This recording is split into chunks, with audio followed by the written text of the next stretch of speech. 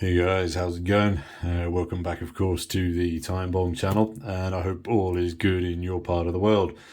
Just before we get into the unboxing today, I wanted to give a shout out to all of the new subscribers to the channel, as the channel has grown considerably over the last couple of weeks.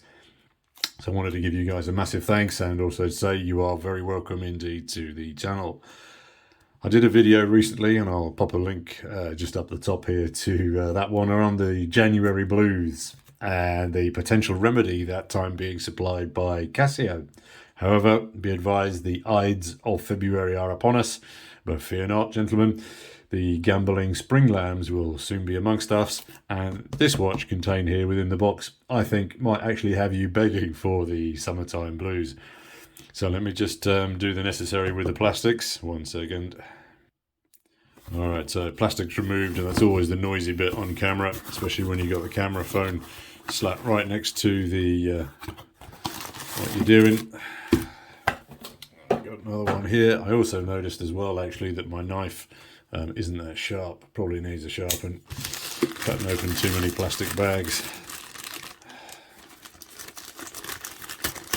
Yeah, it really is. It really is coming blunt. Anyway, let's move on. Aha, voila. There we go, ladies and gentlemen. Contained within our traditional standard box from SCURFA, I believe, is based on their diving containers that have used. And I don't care about that. I just want to have a look at what we've got inside here, because from the pictures on the website, it had me tingling away with excitement. And I don't think I'm going to be let down. Ladies and gentlemen, we have in front of us, let's just zoom in, the SCURFA Top Side CREW. And yes, let's have a look at that. Grab those boat shoes, ladies and gentlemen. Get ready to strap this on your wrist, and I think get ready to be beating them off with your calamari. My gosh. If how can I say this? If for you this doesn't epitomize, summertime or a summertime watch, then I worry for you. Because to me, it just screams out, take me to the beach. Absolutely fantastic. Really, really, really very nice. This is my first experience with SCURFA. Obviously, I've been aware of a couple of their other watches, seen them on websites, etc. And I had actually written to the guys at SCURFA a couple of emails, a couple of questions that I had about the watches, and I didn't get a reply. So I kind of parked the idea of purchasing from them. However, I've sort of still followed them through Instagram, and this is where this one came up recently on their feed. Two of the previous watches that had caught my eye. The first one being the Bell Diver here. It appealed to me the most just because of the size and the specs and everything, but for some reason they seem to have discontinued it. And then the D1 here, which is the one that they've got lots of variations of. I'd snap it up if it were larger, as it's a real solid spec monster, but I just think it feels a little bit small. And then the owner, Paul SCURFA, clearly a man who's gotten his feet wet in the waters of the North Sea over many years, so certainly brings a lot of credibility to the brand. Thinking back to when I lived in Barcelona and used to go to the beach in Barceloneta, it was always wearing a sandy, sweaty G-Shock. This, though, I think is a little bit classier. You can wear this one hanging out at the beach or the yacht club, wearing your all-white clothes as you strut around Ibiza. All of those things that I do clearly on a monthly basis. So, these come in a range of colours. And ladies' versions also, which is not common among micro brands. So again, hats off to SCURFA for remembering, the other watch buying demographic. This white dialer specifically caught my eye when I was looking at the range, but it also seems to have caught everyone else's eye, as is sold out. But anyway, let's have a look at the key specs on this one. So this then is what's called the Top Side CREW. It's then based off the Treasure Seeker model shown just here. But to me, it strikes me as being a little bit more than just a bezel removal job to create this. So anyway, as I keep saying, key specs. So it's 41 mils across, and then a very manageable 47 mils north to south, and an even more manageable svelte waistline of just 10.5 millimeters there. In comparison to the stats on the Treasure Seeker, then the first key difference is that this is almost half the weight. It's only 77 grams. And another curious spec that I noticed is that the crown is 0.5 mil smaller. And then also it's got 2 mils shaved off the north to south. So they're clearly using perhaps a similar case body design, but they've shrunk this one down a little bit also. These then come with 200 meters worth of watery goodness. And just while I'm on that crown, yes, as you can see, it is a push-pull crown. Lovely, lovely to see, because that enables then those 200 meters worth of watery goodness to have some utility. And I think most other watch brands would have probably left this at 50 meters or 100 meters worth of watery goodness with a push-pull crown, which would then maybe have you double thinking that idea of the drunken plunge off the pier with your mates. But now you don't need to worry about taking your watch off before you do that. Up top, if we can see, we've got a very gentle double domage on the sapphire at the top there. Very, very clean, and managing those reflections very, very well indeed. Looks absolute class. Notice on here then with our lugs, we've got 20mm lugs.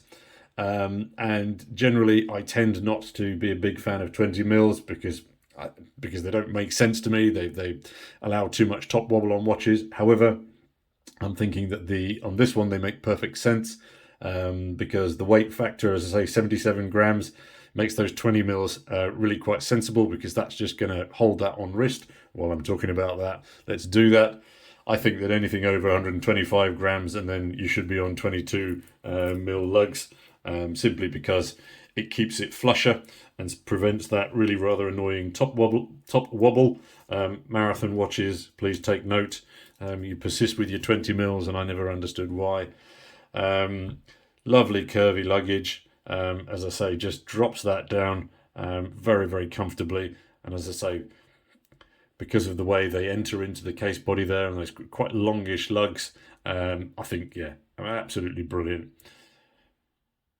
Very, very impressed with this one. Very impressed indeed. I'll drop in some more shots as I can. Unfortunately, again, it's raining here today in the East Midlands here in the UK. So I can't get any sunshine shots. If I can tomorrow, I will try and get some onto the edit them in a little bit so you can see what it looks like in the sunlight, because obviously that's where you're going to be wearing this one. You've got a recessed case back here, as you can see. Nice little step down. Actually, let's get rid of the plastic on there. Excuse me. You can see it even better. My eyes are getting worse. I do need new glasses. Yeah, so there we can see. It's a little bit of a recessed step into that. Nice bit of anchorage on the back there. Obviously, as they're saying, Swiss movement. I'll touch on that in a second. The eagle-eyes amongst you will have noticed that one already, though. You've got Top Side Crew reference there, and then Treasure Seeker as that main model as well. And then your 200 meters worth of watery stuff then, obviously, and a bespoke own brand rubber strap. It's quite light. It's not a vanillaed. And then your, chopped off. Lovely chopped off. They actually remind me quite a lot of those scooped out flanks. I'll come on to those in a little bit.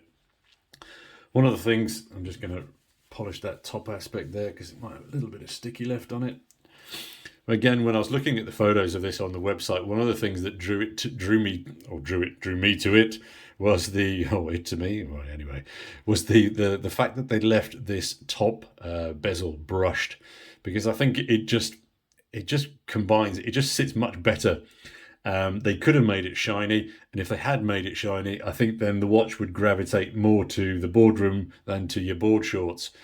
But by leaving it brushed like that, it just allows them to add a little bit of slither of polishing around the edges. And as you can see from the top-down perspective, that bezel, bumpery, flushed, almost swollen bezel, really does dominate on the watch. It sits so proud and squat, yet swap it onto the side and boom, it vanishes. And just takes that complete backseat and allows those funky flanks to stand out. Absolutely brilliant design choice. And again, funky flanks, so yeah, I mean, huge cutouts on both sides, and they've just left the extremity there shiny. We've got some, let me just zoom in a little bit more, you can get some better vision of that. Very heavy vertical brushing there, but then shiny bits. And then the same, sorry, it's got a bit of dust on there already from my fingers. I've been working today. Where are we? Lost the camera. There we go. Heavy vertical brushing. Sign crown, the TS, obviously then the Treasure Seeker, that main model. Little bit of a polished shoulder bevel on that. As I say, you can see then the layers on that bezel. But as I say, top down, you get one perspective, and then flip it on the side, and it just completely changes. That's brilliant decision making when it comes to the design table. Obviously, lots of what should we call it? Honeycombing on the dial there. Again, adds a lot of design depth and texture. I want to talk about those flanks. I just think they're brilliant. I think the design decision again. You know, how do you position the watch case on this one? You know, what could you do? You know, flush it out, bring it up. I don't know. Brilliant decision. Really is. You do then, while I'm talking about this, have you got drilled out lugs on this one? I thought you may have done. No, yeah, drilled out from the inside, but as I said, you've got very good recess aperture there for your little toolage to get your straps swapped out on these. Let me just come back out again. It's a bit difficult to focus from this side of the camera. There we go. On that strap reference as well, you can see you've got that slightly off-center go faster stripe, which again I think just balances out with your odd side of the crown there. Again, nice subtle design choices. Well, I've been waxing lyrical for the last 12 minutes. Just looked at the counter on here and thinking, right, I haven't said anything negative. There is one thing negative, and it's a kind of a minor gripe, and I knew this before I got it. That the dial essentially is identical to the Treasure Seeker, even the naming Treasure Seeker at the bottom there. Now I appreciate that, you know, I wonder if they couldn't have just, you know, changed that to the top side crew just to, you know, add something on the front side of the watch to tell you which model it is. Clearly that they felt that they don't need to, or that it wasn't warranted, because the watch itself, you know, stands out far enough from, you know, in differentiation from the Treasure Seeker dive version of this one. But I'm just wondering if it would have been a nice touch. But anyway, perhaps I'm being a little finicky. But yeah, let's move on. There is loomage on here. As I say, it's just out of the box. I can't recall which loom it is. BGW9, I think. But what I'll do is I'll add in some dark shots when I'm editing over while I'm rabbiting on here. Because the pictures on the website suggested that the loom was good, and I will add a little text box in the center there as to whether I think it's epic or a meh. Again, I'll do that when editing. Now, the key spec on this one is the price. It's £220 in the UK, and I think that for that price you are getting an absolutely stunning little timepiece. As I say, it's just got beach, yacht club written all over it. I think it looks superb, and it wears really very well. Very comfortable on wrist. As I say, lovely deep curves on those lugs help it just sit nice and flush. It's at a comfortable size, I think, as well for most people. You know, if they'd made it a 42 or 44 or something, I think it might have pushed a lot of people away from it. Yes, okay, it's a quartz, the elephant in the room. I was going to address it earlier, I'll address it now. The movement inside isn't the most spendy of quartz movements, but it's not going to present you any issues. And I think just while we're talking about quartz, well, many people won't touch this because it's quartz, man. And maybe if those people drive Aston Martins, I'll forgive them. But for the rest of them, guys, please, come on, get real. This is a sports watch, and that quartz question is just daft. I have both autos and quartzes, And when I want an accurate watch that slap on my wrist, I don't need to think about it. You know, I'm at the beach, running around, having a great time, drinking gallons of sangria, then Quartz works absolutely perfectly. Other times, I'm getting a little more dressed up. I want to interact with my watch, wind it and set it, and, you know, shake it around and everything like that. Okay, then I've got automatics. It's clearly a lifestyle, life moment based choice in my view. You can overthink it, bang on about heritage and purity, but rather than do that, I think we should just be more grateful that we have both options. All right, guys, as I say, I'm really conscious of the fact that I haven't said anything negative about this. And as I say, I looked at the photos online and it just was like going ding, ding, ding. That brilliant. A winner in so many cases. Really, really nice. Let's just try the action while I'm here. I am a little bit miffed that I couldn't get hold of one of those white dialers, but as I say, you know, everybody else obviously looked at that one and said, yeah, that's the watch for this you know, summer of 2023. That it re-engages perfectly. Nice. Yeah, it's a small crown, 6.5 mil, I think, but more than enough for a watch of this size. Brilliant. Is it contender for watch of the year already? And we're only into February, I think, for £220. It's got to be very, very, very high up on that list already. So, guys, what do you think? Does this have you rushing to grab your Speedos, or have I missed something? Thanks as always for your time and your view. Hit and smash that subscribe and like button. Much appreciated. And of course, until the next WOD feed, this is your host, the Bombardier, signing off. Cheers, guys.